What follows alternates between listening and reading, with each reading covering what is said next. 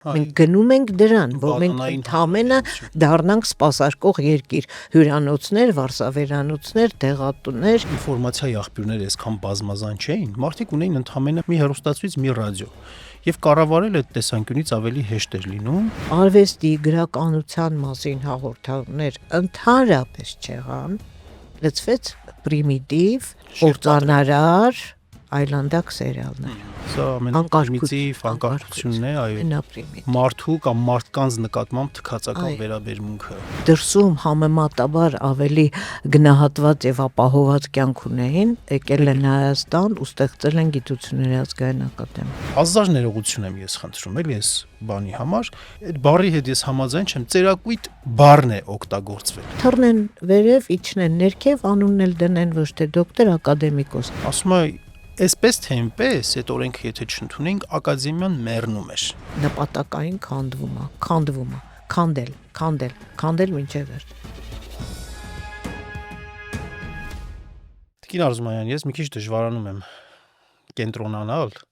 ձեր բազմամյա գործունեության ծանրության կենտրոնի վրա, որովհետև դուք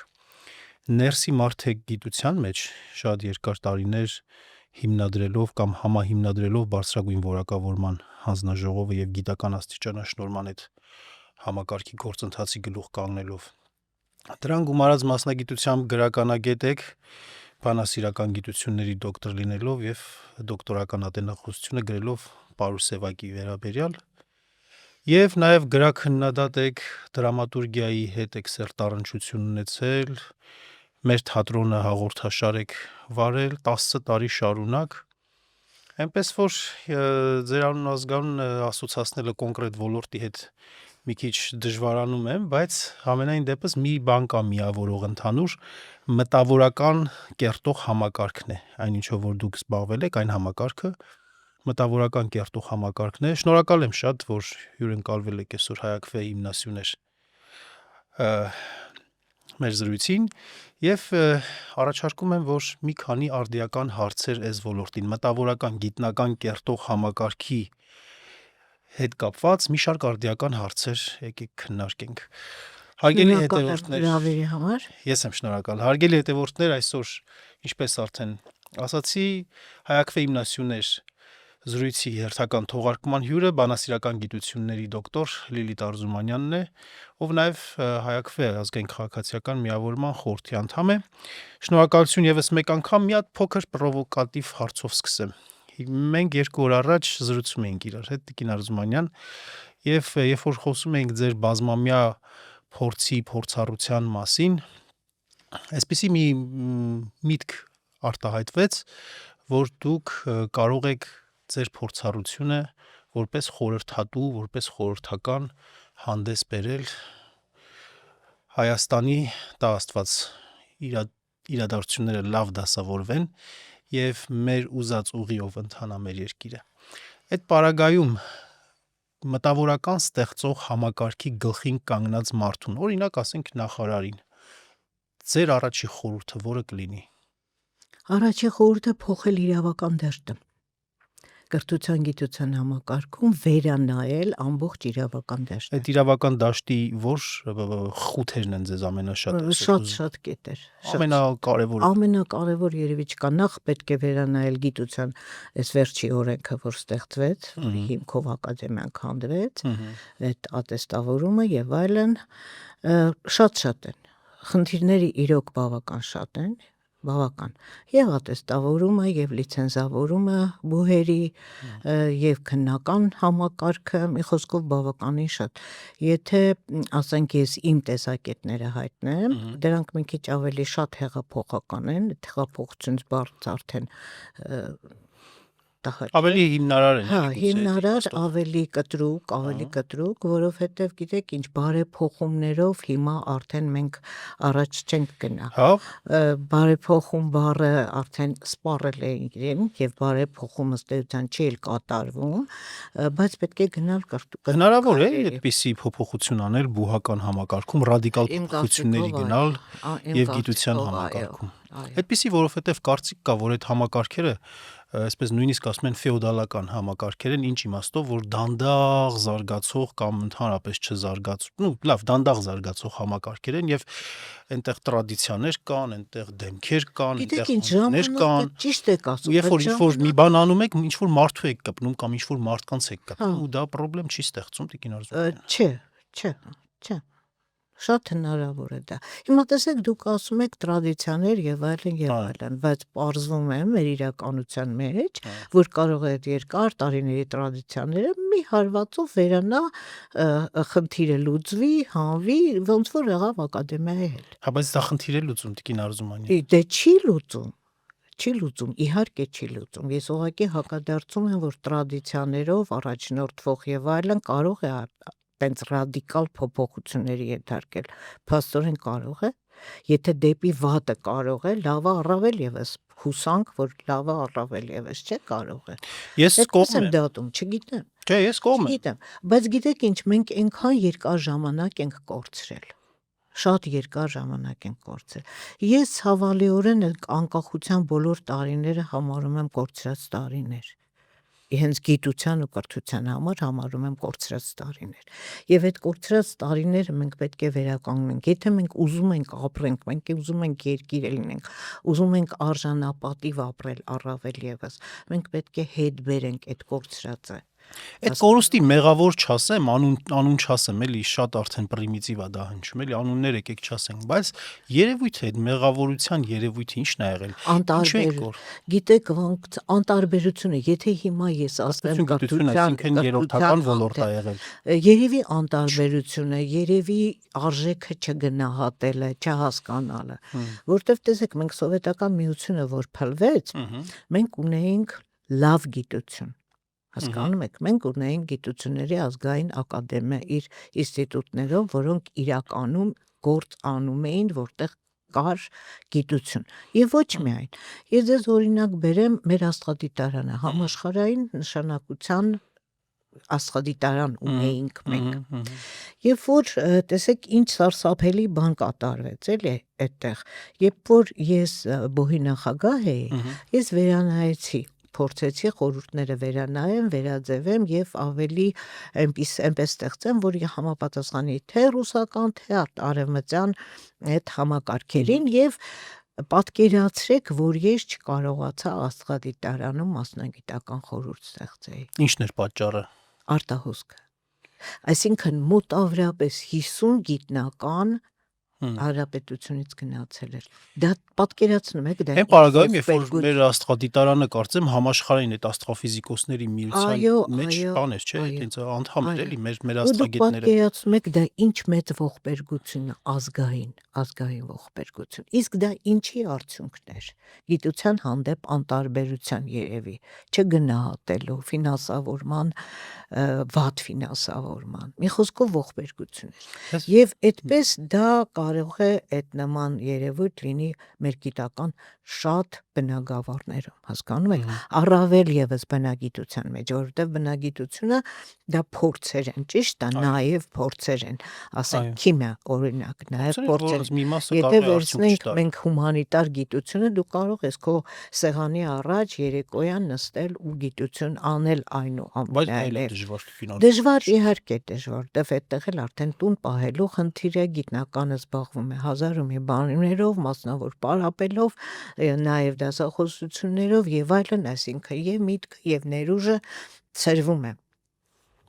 Բայց այնուամենայնիվ մենք մեծ կորուստ ունեցանք այդ շրջանում, այդ գիտության շրջանում մեր անկախության տարիներին։ Հիմա եթե մենք ուզում ենք վերականգնենք, վերջին հաշվով մենք պետք է ոտի կանգնենք, թե չէ։ Ես հավատում եմ, չգիտեմ, ես ուզում եմ հավատամ։ Ես չեմ ուզում, որ մենք վերանանք, մենք դառնանք ընդամենը սպասարկող մի երկիր, որը գնում ենք։ Մենք գնում ենք դրան, որ մենք ընդամենը դառնանք սպասարկող երկիր, հյուրանոցներ, վարսավերանոցներ, դեղատուներ, չգիտեմ։ Այդ ես դա չեմ ուզում, որովհետև մենք գենետիկորեն արժանի չենք դրան։ Հասկանում եք։ Տիկին Արզումանյան, պատճառը ո՞րն էր, որ մտավորականի կերպարի այդպիսի արագ թերարժևորում տեղի ունեցավ, այսինքն իմ տպավորությունները ես ասեմ, որ Խորհրդային Միության ժամանակ գիտնականի, մտավորականի, դասախոսի կերպարը այդպես հարգված էր, էլի մարդիկ մեծ այդպես համարում էին վերականգնում, մատով էին ցույց տալիս, շփման ոնց որ եզրեր էին փնտրում այդպիսի մարդկանց հետ, ու մեկ էլ տեսնում ենք, որ շատ արագ փոխվում է, այսինքն մարդկանց մտքի, գիտակցության, ընկալումների մեջ ոնց կարող է այդպիսի արագ փոփոխություն լինի, թե արագ չէր, թե դրա տարիների արդյունքներ, հիշում եք, եթե դուք ոչ միայն գաղափարախոսությունը, նախ մենք ասեմ, որ ցավալիորեն մենք անկախությունը, որ եղավ, մենք պետք է ունենայինք ազգային գաղափարախոսություն, իհարկե դա չունեցանք, իհարկե չանուջենք, այո, որպես գերխնդիր մենք ուր ենք գնում, այսինքն գաղափարախոսությունը ինչ է, դա դու պետք է ոնց որ ծրագիր, թե դու ուր ես գնում, դեպի ուր ես գնում, ազգային գաղափարախոսություն, դա չեղավ առ այսօր, իսկ գաղափարախոսություն չլինելը ինքնին արդեն որոշակի գաղափարախոսություն է, այսինքն դու չունես այն ազգային նպատակը, այն ճանապարհը, որով պետք է գնաս, ճիշտ է, հիմա եթե դու դա չունես, այսինքն գնում ես վայրի վերով, դեռ ավելին, մտավորականը ինքը իր արժեքը կորցնում է, ինչի, որովհետև աղավաղվում է մտածողությունը ժողովրդի, աղավաղվում են մոտեցումները, ճիշտ է, եւ խնդիր չի դրվում գնահատել գիտության մարդուն, գնահատել գրողին, հետ է կանգնում, եւ հետո ես այդ ամբողջ process-ի մեջ շատ մեղադրում եմ նաեւ մեր հեռուստատեսությանը, սկսված անկախության առաջի օրից առ այսօր առավել եւս, հեռուստատեսությունը դա զենք, նորաստեղ ցանկացած երկրի համար դա քաղաքական զենք պետք է լինի, ճիշտ է, եթե մենք հիշում ենք սովետական տարիները, անընդհատ դա երևացող թե չերևացող, բայց կար այն պրոպագանդան, ճիշտ է, հայրենասիրություն, անգամ մուլտերը, բարի գործեր եւ այլն, հիմա ինչ արեցինք մենք, ինչով լցրեցինք մեր ուսումնական հաղորդումները, լրիվ հանվեց, արվեստի, գրականության մասին հաղորդումներ ընդհանրապես չեղան, լցվեց պրիմիտիվ, կործանարար, այլանդակ սերիալներ, հասկանում եք, այսինքն դա գաղափարախոսություն չի, հաստորեն գաղափարախոսություն ունեցանք լրիվ հակառակ ուղղությամբ, դուք ճաշակի ու գաղափարախոսության մասին եք խոսում, ասում եք, որ մենք չունեցանք, հիմա այդ չունենալու, էլի չասեմ մեղավորը, բա լավ, այդ process-ի գլխին, որ ունենայինք եւ ճաշակ, հա, այսինքն ինչ որ ճաշակի տեսակ, որն է լավը, որն է ճաշակը, մոտեցում, այո, եւ նաեւ գաղափարախոսություն ստեղծելու, ձևավորելու, այդ գործը ի վերջո պետք է հասկանանք, դրա գլխին ով պետք է կանգներ, պետական գործիչը, պետությունը, քաղաքական գործիչը, իհարկե պետությունը, սկսած առաջի դեմքից, բայց եք որ հասկանանք, իսկ եթե պետությունը, պետական գործիչները հաճախ պետական գործիչների ինչ որ մի մասը չեն գիտակցում դրա կարևորությունը, դրա արժեքը, իրենք դուրս չեն գալիս մտավորականների մեջից, այստեղ մտավորականն ինչ պետք է անի։ Ցավալիորեն գիտեք, հետաքրքիր է որն է, որ մեր առաջի նախագահը եւ իր թիմը հիմնական մտավորական շրջանակից էին։ Այո։ Բայց հետո ինչ որ բան սխալ գնաց, փաստորեն շատ բան սխալ գնաց։ Ձեր ասած գաղափարի ճաշակի հարցում մոտեցումը եղավ ոչ թե այն, որ ինչ է պետք առաջարկել ժողովրդին,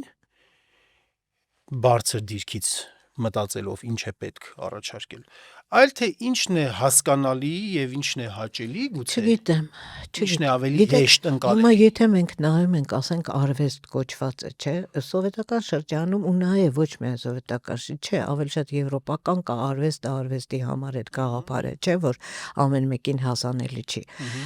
Իսկ սովետական միությունը ուներ հետաքրքիր մի մոտեցում, որ արվեստը ունի դաստիարակչական բնույթ։ Հիմա դրանք հակառակ բաներ են, դիրքորոշումներ են, բայց այնուհանդերձ այո արվեստը պետք է մի քիչ ունենաս տենց ու դաստիարակչական, բայց գեղեցիկին մոտենալու, գեղեցիկի հետ շփվելու, հասկանում եք, չի կարելի ժողովրդին արվեստից հեռացնել։ Ժողովրդին արվեստից հեռացնելով ժողովուրդը կներեք 1000 անգամ մի քիչ ավելի գրեհիկ է դառնում եւ պատկերը մենք այսօր տեսնում ենք։ Այդ պատկերը տեսնում ենք օրինակ երբ որ դուք ասացիք մեքենայով գալիս եք այստեղ եւ դուք անընդհատ զիջում եք եւ անընդհատ մարդիկ, սա ամենապրիմիտիվ անկարգությունն է, այո, մարդու կամ մարդկանց նկատմամբ թքածական վերաբերմունքը, մի րոպե շուտ հասնելը մարդիկ երադասում են։ Այնուամենայնիվ արվեստը, գեղեցիկ արվեստը դա կրթում է հասարակությանը,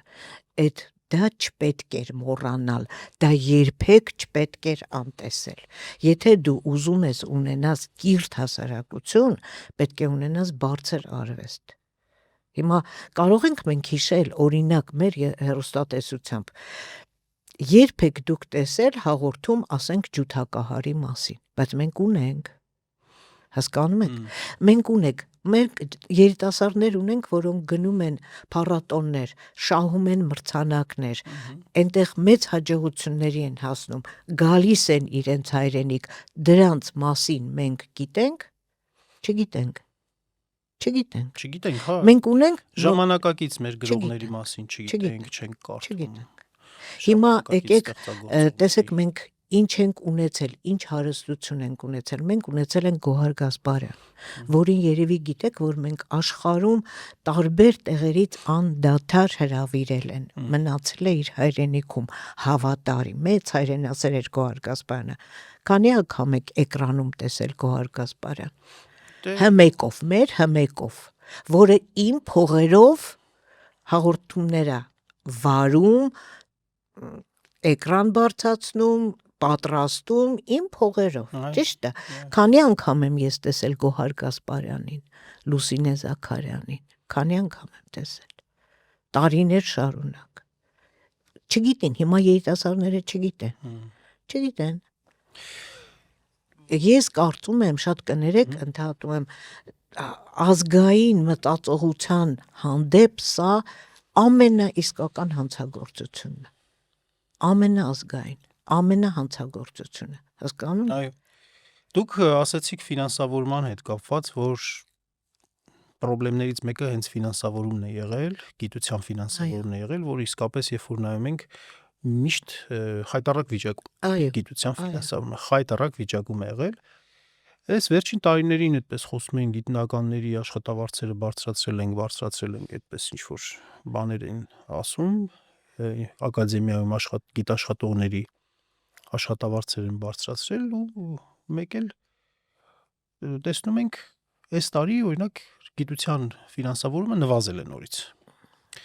Հիմա ընդհանրական ասենք, հա, ասում են փող չկա գիտության ֆինանսավորման համար։ Որն է այս մոտեցման պատասխանը, որն է այս մոտեցման հակափաստարկը։ Ինչու փող չկա գիտության ֆինանսավորման։ Ինչու է գիտությունը միշտ չկա։ Գիտությունը ինչու է միշտ ցանկություն չկա պարզապես։ Համապատասխան գնահատական չկա գիտությանը։ Էսա է։ Սա է խնդիրը։ Գիտությանը համապատասխան վերաբերմունք ֆինանսավորում տալու համար պետք է արժևորել գիտությունը։ Պետք է արժևորել։ Դու պետք է հասկանաս գիտության դերը հասարակության մեջ, զարգացման քո երկրի պետության զարգացման գործընթացում գիտության դերը, որ գիտություն ունի մեծ դերակատարում։ Եթե չես հասկանում, չես գնահատում։ Գուցե խնդիրը նրանում է, որ գիտությունից եկող արդյունքը մի քիչ ժամանակ է պահանջում եւ քաղաքական ուժերը սիրում են անել փող ծախսել մի բանի վրա, երբ որ իշխանություն են ստանձնում, որտեղից որ արդյունքը ավելի արագ է գալիս, ավելի տեսանելի է լինում, որպեսզի Գիտեք, ինձ մոտ հիմա կներեք նենց տպավորությունը, որ դուք ուզում եք արդարացնեք։ Չէ, բացարձակ չեմ։ Այսինքն Պարոնյանի ասածով նրբացուցիչ դեպք հանցանած։ Իսեր Աստծո, ցանկություն չի եղել։ Չէ, դա արդարացում չի, ես ուզում եմ բացատրությունը հասկանալ, Տիկին Արզումանյան։ Ես բացատրում եմ հետևյալ կերպով. մենք չունեինք գաղափարախոսություն մեր երկիրը սարքելու համար։ Մենք նորմալ երկիր ունենալու համար պետք է ունենայինք գաղափարախոսություն եւ այդ գաղափարախոսության մեջ իր հիմնական դերը պետք է ունենար գիտությունը, նաեւ արվեստը, որպես հենք, նաեւ քո գենետիկ ունակությունները գնահատող պետք է լիներ, ճիշտ է։ Մենք ունենք այդ գենետիկ հնարավորությունները գիտություն արարելու, արվեստ արարելու։ Պետք է դա գնահատել եւ արժևորել համապատասխան։ Չեղավ։ Ինչի չեղավ, ես չեմ։ Ես կարծում եմ, որ պատասխաններից մեկը դրա մեջ է։ Պոպուլիզմի մեջ է, որովհետեւ գիտության մեջ երբ որ ֆինանս է դրվում, արդյունքը տնտեսության զարգացման վրա, արդյունքը ընդհանուր բարեկեցության մակարդակի բարձրացման վրա սպասել է պետք, տարիներ են պետք։ Հետո գիտեք, նաև մի բան էլ ձեզ ասեմ, քանի որ ես երկար տարիներ 25 տարի աշխատել եմ բողում, ցավալիորեն պետք է նշեմ, ես այդ հարցը բազմաթիվ անգամ գիտպետկոմը, որ ստեղծվեց առաջ էի քաշում, գիտություն եւ տնտեսություն կապը չեղավ։ Ահա։ Այդ դա պետք է, էդ էլ պետք է լիներ։ Այո, այստեղ պետության ձեռքը միջամտող պետք է լինի։ Պետության ձեռքը միշտ ամենտեղ պետք է լինի, եթե դու պետություն ունես։ Այո, պետությունը պետք է շատ ուղղություն, ինչու համար են նախարարությունները։ Չէ՞, ինչի համար է։ Այսինքն, եթե կա մշակույթի, գիտության, կրթության նախարար, պետք է ամբողջ հոգսը վերցնի այդ նախարարից ձեռքին։ Ես իհարկե չեմ ուզում ամբողջը սենց լցնել մեկ մարդու, ասենք միայն նախագաների, չէ՞։ Չէ, մոտեցման վրա։ Նախագահները իրենք ունեին իրենց թիմերը, իրենց պաշտոնյաները, որոնք պարտավոր էին։ Ես այս հարցում կասեմ, որ թերացել են բոլորը։ Ես չեմ ուզում խոսեմ այսօրվա մասին։ Այսօր ոչ թե թերացում է, այլ պարզապես մտածված նպատակային կազմաքանդման process։ Իմ խորին համոզմամբ։ Ես այստեղ նաև թայֆայականության բանել եմ տեսնում, ասեմ ինչի։ Երբ որ նայում ենք, թե կառավարությունը օրինակ ինչ կազմակերպությունների է արտոնություններ տալիս, այդ կազմակերպությունների մի մասին արտոնություններ տալիս է, որովհետև այդ կազմակերպությունների հետևում կանգնած են լինում, մի մասին չեմ ասում բոլորին, հետևին կանգնած են լինում մարդիկ, որոնք որ իրենց քաղաքական ուժի ներկայացուցիչներ են։ Դա զուտ հայկական, այո, զուտ հայկական, ծանոթ բարեկամ, մենք առանց դրա յոլա չկնենք։ Ես ինչի եմ սա ասում, որ տեսեք դուք ասում եք, որ պետությունը պետք է ապահովի գիտության եւ տնտեսության կապը։ Երբ որ պետությունը արտոնությունը տալիս է այն կազմակերպություններին, որոնք ներդրում են անում գիտության բնագավառում, համալսարանի մեջ, ակադեմիայի մեջ, լաբորատորիայի մեջ, այսա արդեն ձեր հարցի պատասխանը տալիս է։ Երբ որ նախընտրությունը թայֆայականությունից գնում է դեպի պետական մտածելակերպ, ոչ թե ֆինանսավորվում, արտոնություն տրվում է այն կազմակերպություններին, որի հետևում կանգնած է տվյալ քաղաքական ուժի ներկայացուցիչ, այլ այն կազմակերպություններին, որը պատրաստ է ներդրում անել գիտության բնագավառում։ Նաև, այո։ Մասնագիտական տեսանկյունից որ նայում ենք, այսպես է։ Պետության դերը գիտնականի կերպարի արժևորման հարցում ուզում եմ մի այսպիսի բան ձեզ հարցնել։ Դուք հիշում եք խորհրդային ժամանակներում գիտնականի կերպարի արժևորման այդպես հանրային արշավներ, ինչ որ նախաձեռնություններ պետության կողմից, որ նախաձեռնվում էր։ Ինչ էր անում պետությունը,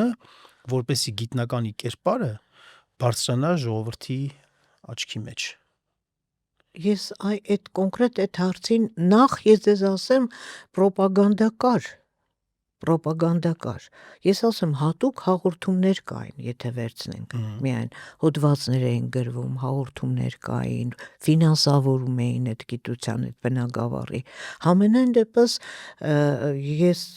գնահատում, ինձ համար ամենաէականը գնահատելը։ Մենք ունեցել ենք Վիկտոր Համբարձումյան, չէ՞։ Մենք արժևորել ենք Վիկտոր Համբարձումյանին։ Այդ դրա պակասը կար։ Հիմա տեսեք այն ժամանակ, քանի որ ինֆորմացիայի աղբյուրները այսքան բազմազան չէին, մարդիկ ունեին ընդամենը մի հեռուստացույց, մի հեռուստացույց, մի ռադիո, եւ կառավարել այդ տեսանկյունից ավելի հեշտ էր լինում, մանավանդ երբ որ պետությունը իր ձեռքն էր վերցնում ամբողջ լծակներ այդպես։ Կարծում եմ, որ այստեղ էլ հարցի պատասխանը կա եւ եթե պետությունն էլ բարեխիղճ էր մոտենում, ինքը իր պատկերացրած ճաշակը, գաղափարը կարողանում էր հաղորդել եւ գիտնականի կերպար այդպես արժևորել։ Հիմա քանի որ շատ են ինֆորմացիայի աղբյուրները, հեռուստացույցը ինձ թվում է առաջնային աղբյուրը չի ինֆորմացիայի եւ ճաշակի։ Դա որևէ նշանակություն չունի, որովհետեւ չէ, որովհետեւ պետական մտածողությունը, պետության ճիշտ մտածողությունը, այսինքն ես ասեմ պետական մտածողությունը, որը պետք է լինի միայն ազգային շահը առաջնահերթություն որպես ունենալով։ Պետական մտածողությունը ինքը պետք է թելադրի դաշտը, ով գլխից ինչ դուրս տա, չի կարելի, իսկ այսօր կարելի է։ Հասկանում եք, այդպես չի լինում, այդպես երկիր չի սարքում, այդպես պետություն չի սարքում, այդպես երկիրը չի զարգանում, այդպես երկրի քաղաքացին չի զարգանում, չի կրթվում, չի կարել, բացի թողի վիճակ է երկրում, հասկանում եք, բացի թողի, թող շատ լինի կամ քիչ լինի, դրսում էլ շատ կան, քիչ կան, բայց ինչ որ մի մակարդակ կա, չի կարելի մակարդակը իջացնել ամենացածր աստիճանի վրա եւ թույլ տալ ով ինչ ուզի խոսի եւ անի, ոնց կարել է։ Հիմա գան գիտնական կերտող կարևորագույն կառույցի հարցին, գիտությունների ազգային ակադեմիային։ Ակադեմիան, որ եղել է մեր ժողովրդի արժեք ցուցիչներից մեկը, պետական արժեք, այո։ Եվ կոնկրետ պատերազմի տարիներին է ստեղծվել 1943 թվականին, իհարկե 1935 թվականին խորհրդային այդ տոտալիտարիզմի պիկի ժամանակ ստեղծվել է ՀԽՍՀ գիտությունների ակադեմիայի հայկական մասնաճյուղը, իսկ 43 թվականին ՀԽՍՀ գիտությունների ակադեմիան։ Այդ դժվարին ժամանակում եւ մեր գիտնականներից կներեք շատերը, որոնք դրսում համեմատաբար ավելի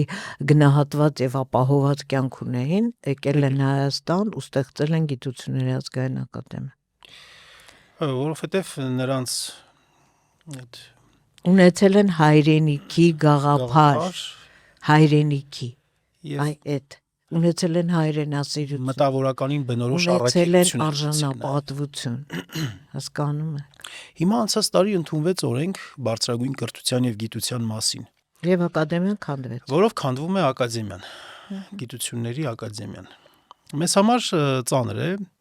որտեվ մենք ժամանակակիցներն ենք, ձեզ համար կարծում եմ, որ շատ ավելի ծանր է, որովհետեւ դուք այնտեղ եք աշխատել շատ երկար ժամանակ։ Ինձ համար էլ է իհարկե ծանր, ընդհանրապես այդպիսի ռադիկալ փոփոխությունները, որոնք որ քանդելու հետ են կապված, այլ ոչ թե կառուցելու հետ են կապված, նորմալ մարդկանց մոտ ցավուկը սկիծ են առաջ բերում։ Հիմա այս օրենքով նախատեսվում է, որ ակադեմիայի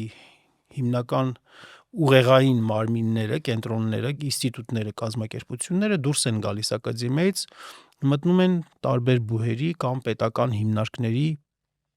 կազմի մեջ։ Եվ ակադեմիային վերապահվում է ինչ-որ խորհրդատվական բնույթի գործառույթներ։ Մի հատ էսպիսի մոտեցում կա, Տիկին Արզումանյան, ասում է, այսպես թե այնպես, այդ օրենքը եթե չընդունենք, ակադեմիան մեռնում էր։ Եթե մեռնում էր, ապա պետք չի արհեստական շնչառությամբ նրան փորձել վերակենդանացնել, եթե մեռնում է, ինքը միևնույն է մեռնելու է։ Հիմա ես խնդրում եմ, եկեք մի փոքր այս հարցի վրա կանգ առնենք։ Գիտեք, եթե ինչ-որ մի բան ասվում է, չես կարող ասել, որ դա 100%-անոց սուտ է։ Ընդհանրապես միշտ կիսաճշմարտություններն են ավելի շատ։ Կիսաճշմարտություն է։ Այստեղ կարծում եմ, որ խնդիրները իսկապես կային։ Հիմա օրինակ եթե էլի խորհրդական լինեիք եւ պետությունն էլ նորմալ վիճակում լիներ, այսպես ասենք։ Նախ հիմա տեսեք, մեռնում էր։ Եթե դուք վերցնում եք կենդանի մի օրգանիզմ,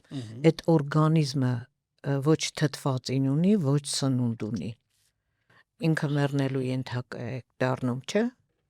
Այո։ Այսինքն մեռցնել, հետո ասել, որ մեռնում է, եկեք տեղից սկսենք։ Ճիշտ է։ Այսինքն եթե մենք ասենք առողջ է, տիկին ասում։ Իսկ ինչու ոչ։ Հիմա եթե մենք ասենք ակադեմիան մեռնում է, չէ՞, ինստիտուտները, դա գիտեք ինչ է նշանակում, որ մենք ասենք մեր գիտության ենթակա ուղեղները, գիտության համար աշխատող մարդիկ եւ մեր ուղեղները ամուլ են։ Կարող ենք մենք այդպես ասել։ Ասել, որ հայ մարդը այլևս ունակ չի գիտություն ստեղծելու, հա։ Չէ։ Դա է դուրս գալիս։ Եթե մենք ասենք, որ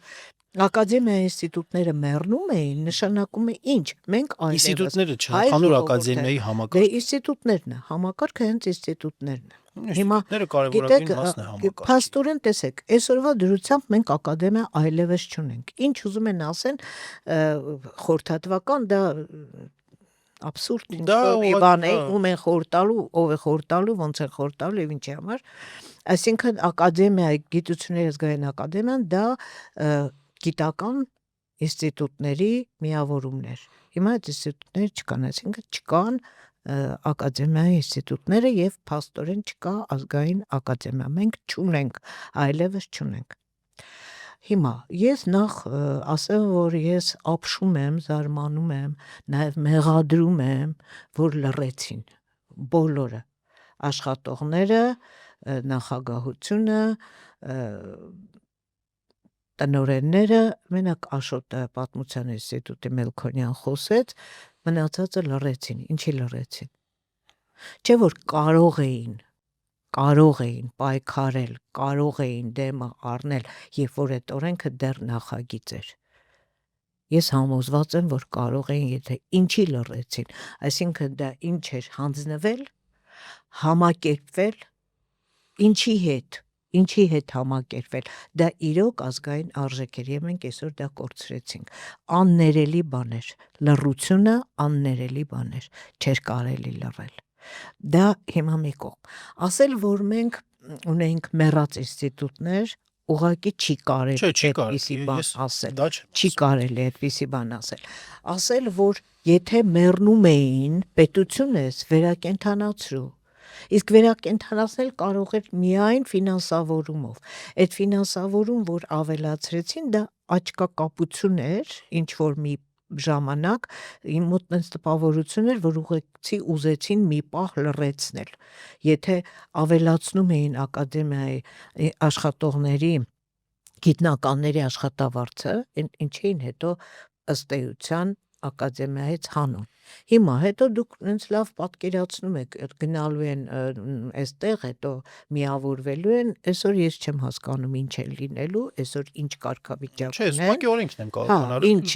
օրենքից դրդված է, հիմա ես չգիտեմ այսօր ինչ կարգավիճակ ունենք։ Համենայն դեպս մենք կարծում եմ շատ մեծ ծանր հսկա քարք գցեցինք մեր գիտության վրա։ Ես համոզված եմ, որ այդպես է։ Ես հենց այդ եմ ուզում հասկանալ, այո, ֆինանսավորումը մեկ, այդ հարցը քննարկեցինք եւ տեսանք, որ իսկապես առաջնահերթություն չի գիտությունը երկար տարիներ, ցավոք սրտի, անկախացումից հետո գիտությունը առաջնահերթություն չի համարվել եւ ֆինանսները շատ չնչին են տրամադրվել։ Ես կարծում եմ, բայց նաեւ մյուս խնդիրը այն է եղել, որ պետությունը կոնկրետ խնդիր չի դրել ակադեմիայի առաջ կառավարման համակարգը վերափոխելու, բարելավելու, անհրաժեշտ միջամտություն այստեղ չի ցուցաբերել, որպեսզի գիտական արդյունքը ավելի շատ լիներ, որպեսզի սերնդափոխություն լինի, սերնդափոխությունը լավ գնա, հնացած մոտեցումներով չլինեն։ Դեք փառք ու պատիվ մեր բոլոր գիտնականներին, այն մարդիկ, ովքեր որ ակադեմիայի այդպես առաջատար պաշտոններն են զբաղեցնում, ակադեմիայի դեմքն են հանդիսանում, բայց մի այսպիսի տպավորություն է միշտ եղել, որ հազար ներողություն եմ ես խնդրում, էլի այս բանի համար, միշտ ինչ որ այդ բառի հետ ես համաձայն չեմ, ծերակույտ բառն է օգտագործվել։ Ես ինքս հա չեմ օգտագործի, չեմ ասի, բայց էլի ինչ որ բան կա այստեղ։ Այսինքն ավելի ճկուն կառավարման համակարգ, ավելի մոբիլ կառավարման համակարգ ունենալու համար գուցե գիտություն կազմակերպող, գիտության ու տնտեսության մեջ կապ ապահովող, մեր ակադեմիայի ինստիտուտների ու դրսի առաջատար կառույցների միջև համագործակցություն ապահովելու համար ինչ որ պատասխանատու պաշտոնյաների պետք է դնեին մասնագետների, կառավարման մասնագետների, կամ եթե չկային այդ կառավարման մասնագետները գիտության հատուկ կրթական ծրագրեր իրականացնեին գիտության կառավարման գծով եւ այդ պատասխանատու գործը վստահեին այդպիսի մարդկանց, իսկ մեր գիտնականներ, ովքեր որ ամեն մեկ իր գիտության մեջ է առաջամարտիկ, իրենք իրենց գիտությամբ զբաղվեին եւ ոչ թե կառավարմամբ զբաղվեին։ Գուցե այս դեպքում Գիտեք ոնց, հիմա դուք ասում եք կառավարման ծերակույտ, իհարկե տարիքով շատ են ակադեմիկոսների մեջ, բայց ես ձեզ մի բան ասեմ, ավելի շատ ես մտածում եմ մարդու տեսակի, ոչ տարիքի հետ եմ կապում, ոչ պաշտոնի հետ եմ կապում, ոչ հնարավորությունների հետ եմ կապում, որովհետև կա մարդու մի տեսակ, մարդ արարածի մի տեսակ, որը ինքը ունի մտահոգություն, սրտացավություն, աշխատելու ունակություն, կարողություն, չէ՞, այո, եւ դրա առանցքը պետք է լինի հայրենասիրությունը։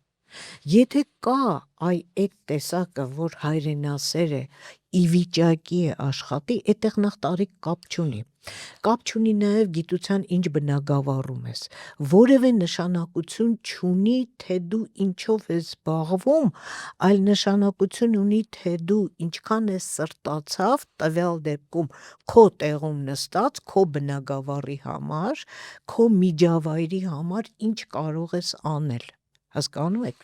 Ցավալիորեն մեզ այս տարիներին նաև անտարբերություն եղավ մի քիչ,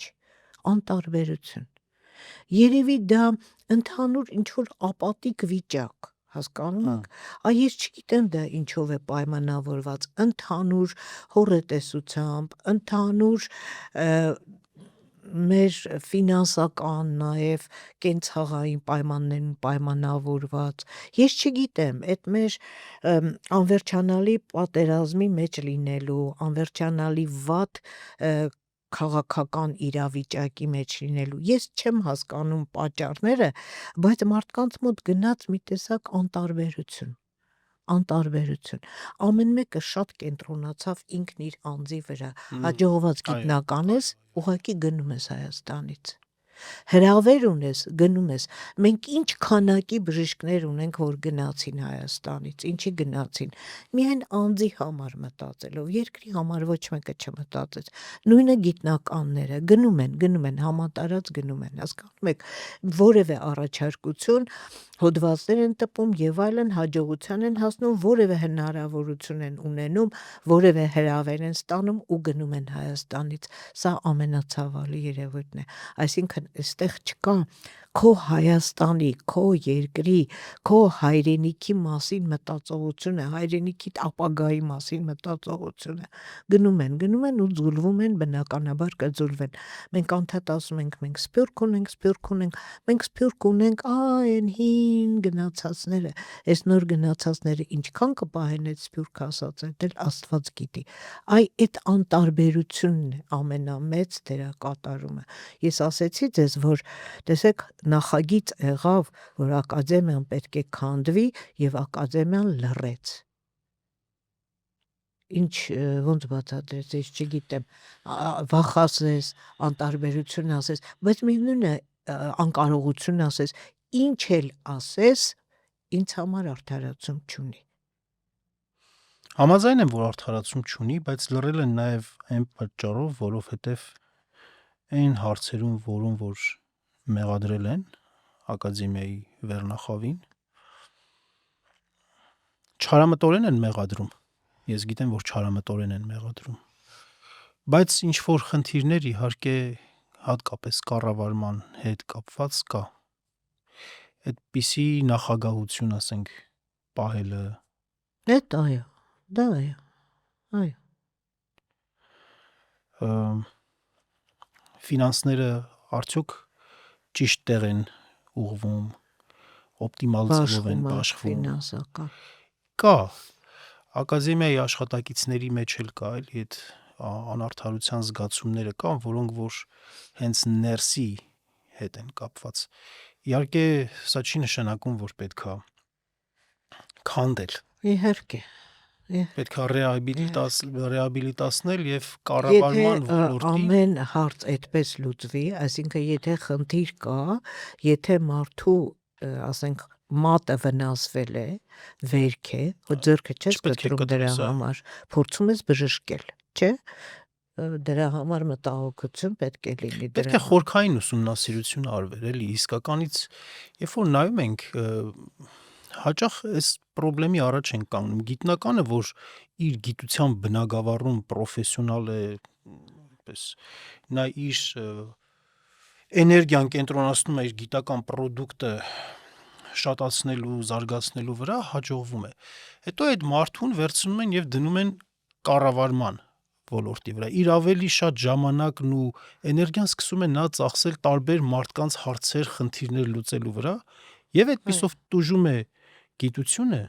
եւ նաեւ այդպիսով տուժում է կառավարումը։ Բայց մարդը գնում է այդ կառավարմանը, որովհետեւ մարդը չես կարող նրան մեղադրել, նա էլ է ուզում իրեն կարևորված զգա։ Երևի։ Երբ որ նրա գիտական արդյունքը համարժեք չափով չի կարևորվում, չի արժևորվում, նա ավելի քիչ է իրեն կարևորված զգում ըստ իր գիտական պրոդուկտի, նա ձգտում է իրեն ավելի այս մի դաշտում, կառավարման դաշտում արժևորված զգա։ Կարծում եմ այստեղ խորքային տարական մարդկային ամբիցիաներ են։ Բայց կարելի է, չէ՞, այդ ամբիցիաները ուղղորդել։ Ամեն դեպքում բավարարել մարդու ամբիցիաները եւ շատ նորմալ է, որ այդ ամբիցիաները կան։ Շատ աննորմալ կլիներ, որ այդ ամբիցիաները չլինեին։ Պարզապես կարելի էր ոնց որ ճիշտ հունով ուղղորդել այդ ամբիցիաները, խորքային ուսումնասիրություն անելով։ Իհարկե, պես հեշտ է նստել խոսելը, բան չունեմ ասելու, իհարկե, բայց այն որ այսօր ունենք այդ ցավալի երևույթը, որ մեր ակադեմիան քանդում է, շատ ցավալի։ Մեզ ստիպում է հետադարձ հայացք նետել ու հասկանալ, թե ինչու էսպես։ Ես պարզապես հույս ունեմ, որ հիմնավոր չեն հասցնի, այսինքն գոնե ինստիտուտները չեն հասցնի լրիվ քանդել եւ հետադարձի ճանապարհ կլինի։ Այո։ Տիկին Արզումանյան, եկեք գիտնականների խնդիրների հետ կապված մի կարևոր հարց էլ դիտարկենք, որը որ ձեր բուն գործունեությանն է առնչվում։ Աստիճանաշնորհումը։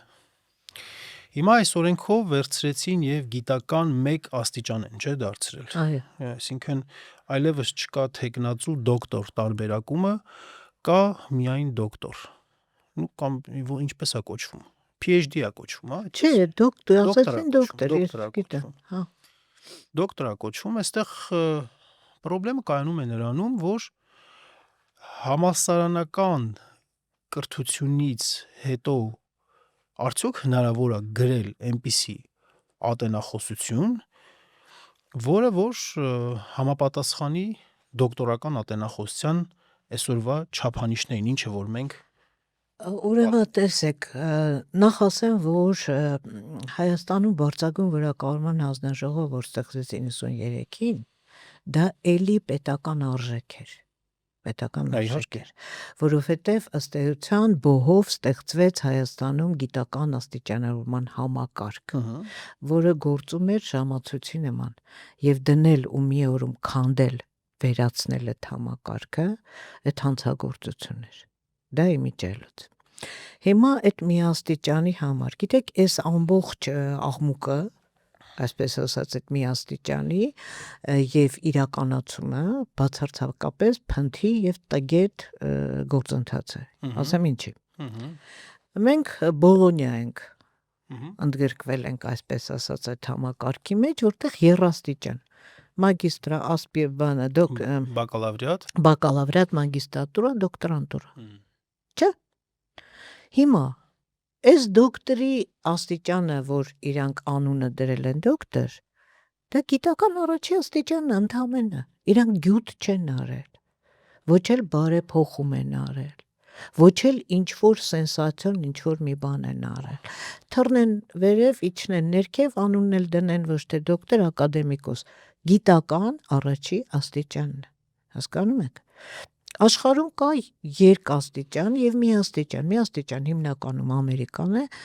իսկ եվրոպական 17 երկիր մոտավորապես ունի երկաստիճան համակարգ, ասենք օրինակ գերմանականը կա դոկտոր և կա դոկտոր հաբիլիտուս, հիմա մենք բարձրագույն որակավորման հանձնաժողովը տարիներ շարունակ սկզբից և ետ տվել ենք 3 լեզվով գիտական վկայագիր, դիպլոմ, 3 լեզվով, հայերեն, անգլերեն, ռուսերեն, հայերենում գիտությունների թեկնածու տերմիններ, ռուսերենում կանդիդատ նաուկ, անգլերենում PhD, փիլիսոփայության դոկտոր, դա պահպանված այդ աստիճանն, ինչա փոխվել, ոչ մի բան չի փոխվել, իրանք ընդհանրապես ընդունեցին մի աստիճան, այսինքն PhD անունը դոկտոր, փիլիսոփայության դոկտոր չէր լինի դարձրեցին դոկտոր և վերջ, ընդ որում այն փաստը, որ բոլոր թեկնածուները այնքան բարձր անգրագիտ բաներ է խոսում, բոլոր նախկին թեկնածուները դառան դոկտոր, ստոպ, ինչ դոկտոր, PhD, որը արդեն էին, չեն դարել, այդ խոսողները մի հատ ձեռքները տանեն իրենց այդ դարակներում, հանեն իրենց վկայագրերը, կտեսնեն, որ գրածա PhD, և եթե դարել են դոկտոր, նախ օրենքը հետադարձուց չունի, իրանք են ինչ որ կան, պետք է լինեն են ինչ որ կան, մենք դարձել ենք մի աստիճան, պարզապես թեկնածու բառը փոխարինել ենք դոկտոր բառով, ընդամենը մենք ունենք այսօր մի աստիճան համակարգ։ Բայց խնդիրը նրանում է, որ դրանից հետո աստիճանը ստացված է։ Հենց այդ է։ Մոտիվացիան կորցում է, որպեսզի գրի նոր մեծ ֆունդամենտալ աշխատանք։ Եթե դու դառնում ես մի աստիճան, պետք է նախ չափանիշները վերանայես, ավելի բարձր չափանիշներ են պետք, դա մեկ։ Երկրորդը, բայց բարձր չափանիշներն ապահովելու համար ինչա պետք Տիկին Արզումանյան։ Բարձր Այդ որպեսզի կարողանաս նորմալ կանոնակարգ, նորմալ այո, եւ կրթություն։ Մագիստրոսական կրթությունը պետքա լինի այն որակի, որ կարողանա արդեն ի վիճակի լինի բարձր չափանիշներով ատենախոսություն, չէ՞ գրի։ Հիմա մենք ինչի դա արեցինք։ Ես որևէ կերպ դրա տրամաբանությունը չեմ հասկանում։ Հասկանում եք, եթե մենք մոտենում ենք մեր նորմալ մարդկային մտածող մարդու տրամաբանությունից, այն ինչ որ ընդհանրապես կատարվում է այս երկրում, դադարում ես որևէ բան հասկանալու։ Մնում է մի պատասխան, քանդում են, նպատակային քանդել մինչև վերջ։ Ուրիշ պատասխան ես չեմ գտնում, որովհետև տեսեք, եթե դուք վերացնում եք երկրորդ գիտական աստիճանը, ճիշտ է։ Հիմա մենք նաև գիտության բնագավառում կապված ենք Ռուսաստանի հետ շատ։ Ունենք համատեղ աշխատող գիտնականներ, տպագրվում են համատեղ հոդվածներ, այնտեղ տպագրվում են հոդվածներ, ճիշտ է։ Այսինքն ինչ եք անում, դուք մեր գիտնականի առաջ փակում եք, այնտեղ երկաստիճան գիտական համակարգ է, փակում եք առաջ գնալու հնարավորություն, ինչի։ Անունը դրեք գիտությունների դոկտոր, լավ, այդ թեկնածու բառը դուրները չի գալիս, չէ, բառը տերմին է, ոնց որ ասես այս բաժակ բառը դուրս չի գալիս, դարձնենք արքայախնձոր, տերմին, լավ, դուրները չեկավ, փոխեցիք, հետո հիմա ես գնում եմ Գերմանիա, գիտնական, գնում է Գերմանիա շարունակելու կրթությունը, այնտեղ երկաստիճանը, չէ։ Այո, հաբիլիտացիա։ Ինչի եք կտրում, ինչի եք սահմանափակում, ինչի եք փակում այդ ճանապարհը։ Հազար ձև կա, չէ, շարունակելու գիտնականը իր արդյունքի հետևանքով կամ արդյունքով ստանա եւս մի աստիճան, եւս հնարավորություն ինքը իր գիտությունը Իրենք գնահատել։ պարզապես ուզել էին, իմաստը քանդելու մեջ է իհարկե գալիս, բայց կրկնօրինակել, ուզեցել էին Կամ կրկնօրինակել եթե ասենք PhD դուք բարձրագույն որակարման հանձնաժողովը փակեցիք, ինձ շատ հետաքրքիր է այսօր այդ վկայագրերի վրա ինչ է գրվում։ Հասկանում եք, այստեղ խնդիրը նա չէր, որ կար այդպիսի հանձնաժողով պարզապես ինքնանպատակ, ոչ, որովհետև մենք չունեինք համաշխարհային համալսարանների ցուցակում ներկայացված բուհեր եւ դրսում մեր դիպլոմը ճանաչում էին, որովհետև ստորագրված էր բարձրագույն որակավորման հանձնաժողով, այսինքն պետություն, տալիս էր պետությունը։ Հիմա մտածել են դրա մասին, ճանաչելու են դրսում մեր վկայագրերը։ Հասկանում եք, շատ խնդիրներ կան, այսինքն ես ամենաշատ ցավում եմ, որ ինչ որ փաստաթուղթ ստեղծելուց նախ պետք է շատ գրագետ եւ շատ պրոֆեսիոնալ մարդիկ ստեղծեն այդ փաստաթղթերը, հասկանում եք։ Եվ բացի այդ ստեղծելիս չի կարելի ուղղակի հենց այնպես փաստաթուղթ ստեղծել եւ դնել շրջանառության մեջ։ Փաստաթուղթ ստեղծել այնքան որ թարգմանությունը, տգետ, անգրագետ, կիսատ պռոտ թարգմանությունը։ Մենք ունենք այսօր մեր օրենսդրական դաշտը համարյա այդ կարգավիճակով է ներկայանում։ Հասկանում եք, եթե դու փաստաթուղթ ես ստեղծում, այդ փաստաթուղթը պետք է դնես լայն քննարկման եւ հետո չկանգնես ասես, որ ես ամեն մեկի ոնց որ մեր նախարարներ, ամեն մեկի կարծիքը հաշվի չեմ առնում։ Ոչ, պետք է նայել ամենայն ուշադրությամբ բոլոր գրում են ակադեմիան էջերով ամեն ինստիտուտ կարծիք գրեց, բայց ինչի համար եք դնում քննարկման, եթե հետո հաշվի չեք առնում։ Հենց այս մեջ է, որ այո, քաղաքական որոշում, այս հասկացությունն են օգտագործում, ասում են սա քաղաքական որոշում է, երբ որ հայոց պատմությունը վերանվանում են Հայաստանի պատմություն ու ամբողջ մասնագիտական համայնքը դրա դեմ բողոքում, ասում է, որ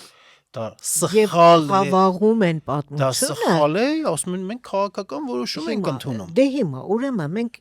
ինչ ենք տեսնում, բարեփոխումներ իրականում, թե պարզապես նպատակային քանդում։ Դուրս է գալիս, որ նպատակային քանդում, որովհետև եթե օրինակ իմ պատկերացմամբ նպատակ դրված լիներ անցում կատարել աստիճանաշնորհման այդ միաստիճան համակարգին, ապա դա պետք է անել այն բանից հետո, երբ որ քո կրթական համակարգը այո այնքան զարգացած էր, որ քո մագիստրոսական կրթությունը ապահովեր այնպիսի որակներ, որ բարձրարժեք ատենախոսություն կարողանային գրել կուր մեթոդաբանական հիմքով, լավ այդպես շկոլա անցած երիտասարդներ կարողանային պաշտպանել տեխնացուական ատենախոսություններն ու այդ ատենախոսությունները։ Իսկ այնուհետև, որպեսի մարդուն լրացուցիչ էլի ստիմուլ լինի գիտությամբ զբաղվելու, ամբողջական պրոֆեսորության համար, full professorship այսպես կոչվածի, համար սահմանվեին էլի շատ բարձր չափանիշներ, շատ բարձր, շատ դժվար լիներ ամբողջական պրոֆեսորություն ձեռք բերելը, որի դա հասկանալի կլիներ։ Իսկ այսօր մենք դրան պատրաստ չենք, մեր մագիստրոսական կրթությունը ակնհայտորեն դրան պատրաստ չի, ակնհայտ պատրաստ չի դրան, եւ վերցնում ենք այսպես իսկապես քանդում ենք ու արդյունքում մենք ունենալու ենք Եթե ես ասում եմ, եթե դուք ստեղծում եք որևէ փաստաթուղթ եւ անունը դնում եք բարեփոխում, ուրեմն պետք է շատ նախանձախնդիր լինել, չէ՞, որ այդ փաստաթուղթը լինի լավը, իդեալական, մշակված, բոլորի կարծիքները հաշվի առնի, բայց եթե դուք բացարձակ արհամարում եք բոլոր կարծիքները, այստեղ ես ուրիշ բան եմ մտածում։ Տիկին Արզումանյան ջան, մենք բավական երկար քննարկեցինք գիտության, գիտնականների թեման, մենք ի սկզբանե պլանավորել էինք նաև մշակույթի, գրականության ոլորտին անդրադառնալ, բայց լիահույս եմ, որ մեկ ուրիշ զրույցի ժամանակ դրան կանդրադառնանք, որովհետև գիտության հարցը բավական տարողունակ եղավ, ծավալուն եղավ։ Նույնքան շատ կներեք իհարկե, նույնքան տխուր վիճակի նաև մյուս բնակավարներում, այնպես չի, որ մենք շատ հաջողություններ ունենք թեկուզ գրականության, թեկուզ թատերական։ Չէ, ուղղակի ես ոնց որ կծիկը չեմ ուզում այս պահին բացել, որովհետև շատ տարողունակ թեմաներ են։ Տխուր վիճակի նաև այնտեղ։ Բայց անպայման մենք առիթ կունենանք այս մասին եւս խոսելու։ Այսօրվա համար ձեզ շատ շնորհակալություն, որ այս կարևոր հարցերի շուրջ ունեցանք մենք մի քիչ էմոցիոնալ զրույց, քննադատությունները արեցինք, միևնույն ժամանակ ցույց տալով ճիշտ ճանապարհը ոնց էր պետք է ամեն ինչին մոտենալ։ Շնորհակալություն եւս մեկ անգամ եւ հաջողություն։ Շնորհակալ եմ ես էլ։